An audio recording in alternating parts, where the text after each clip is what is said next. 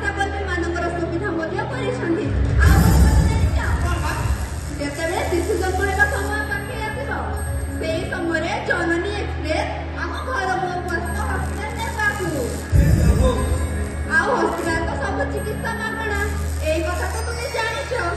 ଆଉ କଣ ତମେ ଏତିକିରେ ଖୁସି ନାହଁ? ବହୁତ ଖୁସି। ଆମ ନବୀନ ସରକାର ଆମ ପାଇଁ ଏତେ ବଡ଼ ଯୋଜନା କରିଛନ୍ତି। ଖାଲି ମୁଁ ଏକା ନୁହେଁ, ଆମ ସାରା ଓଡ଼ିଶାବାସୀ ଖୁସି।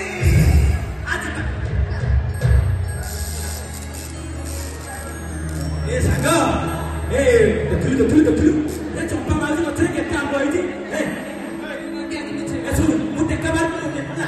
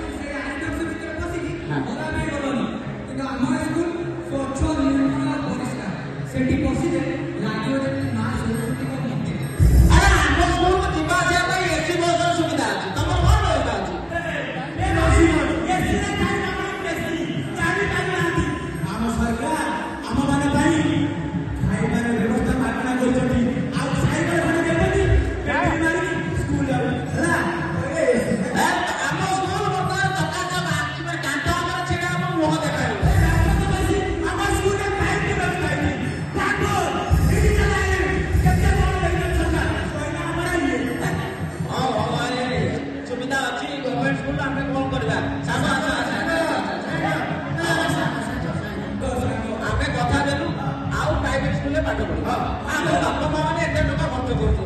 କଣ ଲାଭ? ଗଭର୍ଣ୍ଣମେଣ୍ଟ ସ୍କୁଲ ତ ସବୁ କିଛି ସୁବିଧା କରୁଛି।